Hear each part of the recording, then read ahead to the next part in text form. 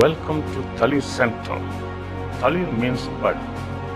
We are Capuchin Franciscans, budding forth to serve God and people, especially those in the periphery, the gypsies, the transgender persons, the cobblers, the destitutes, the primitive tribes, rural women and men.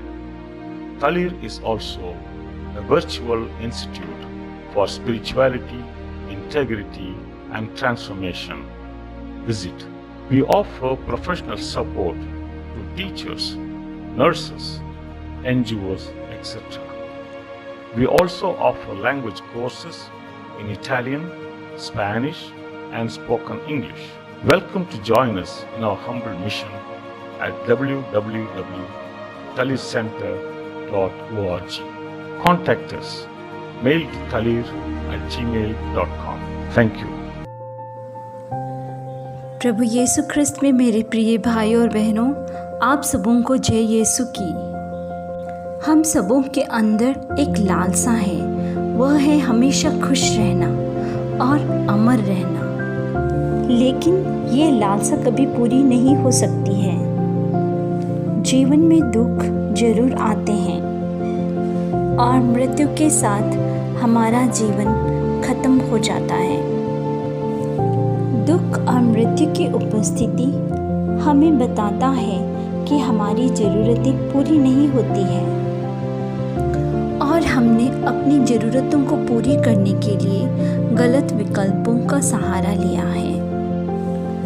आज के सुसमाचार में हम एक धनी व्यक्ति के बारे में पढ़ते हैं जो यीशु के पास इन आवश्यकताओं को पूरी करने के लिए सही तरीका पूछने के लिए आता है।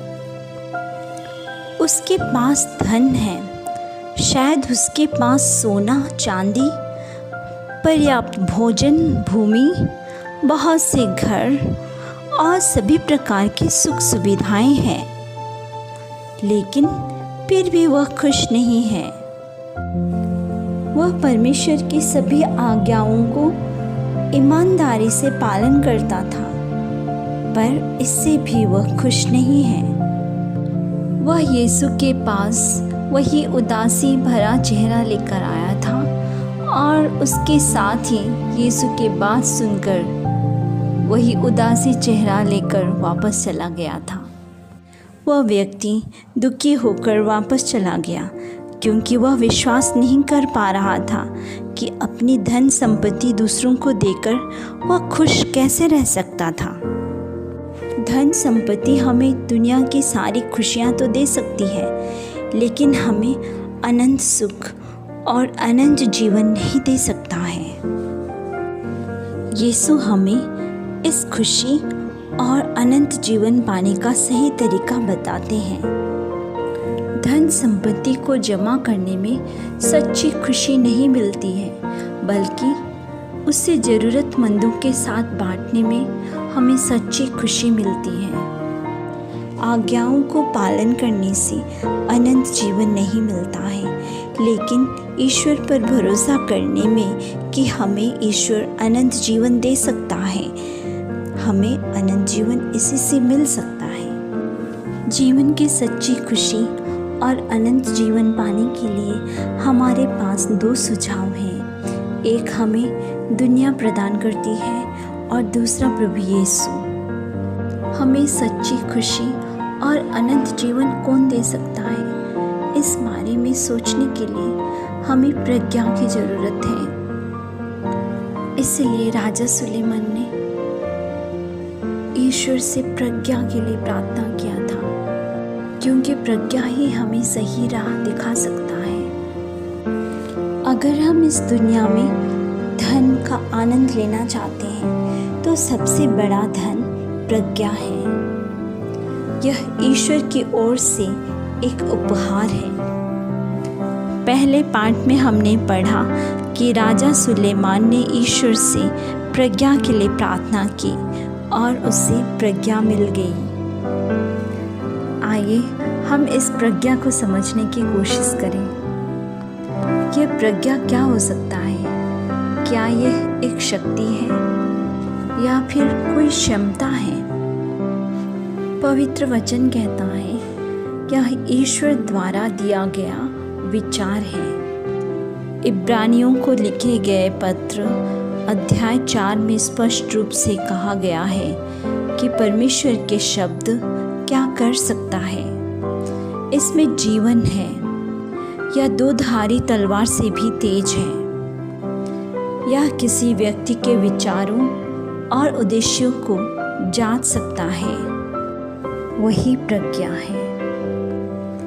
प्रज्ञा सत्य को प्रकट करता है। ईश्वर के वचन हमें प्रज्ञा देती है। जो व्यक्ति ईश्वर के वचन के अनुसार जीवन जीता है, उसके अंदर प्रज्ञा कूट कूट कर भरा हुआ है। ज्ञान हमें सत्य को जानने और समझने और उस पर विश्वास करने के लिए मदद करती है।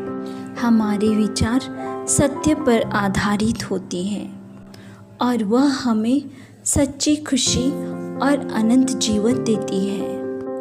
आइए प्रिय भाइयों बहनों और प्रभु के वचन को पढ़ें और अपने जीवन में प्रज्ञा को हासिल करें, सत्य को जानें और सत्य के आधार पर अपने जीवन के निर्णय को लें। प्रिय भाइयों और बहनों, आइए हम कुछ देर मनन चिंतन करें। क्या मैं प्रज्ञा की खोज करता हूँ और उसके अनुसार अपने जीवन के निर्णय लेता हूँ? मैं प्रज्ञा में कैसे आगे बढ़ सकता हूँ? क्या मैं अपने जीवन में सच्ची खुशी और अनंत जीवन के लिए लालायित हूँ? मुझे सच्ची खुशी पाने के लिए क्या करना चाहिए? हे प्रभु, मुझे शक्ति और सामर्थ्य दे ताकि मैं सच्ची खुशी और अनंत जीवन पाने के लिए आपके पास आऊँ। आपके वचनों को अपने जीवन में धारण करूँ। राजा सुलेमान की तरह प्रज्ञा हासिल करने के लिए आपके पास बार बार आकर अर्जी करूं और प्रार्थना करूं। हे प्रभु, मुझे आपकी प्रज्ञा की ज़रूरत है। मुझे आपकी प्रज्ञा से भर दीजिए।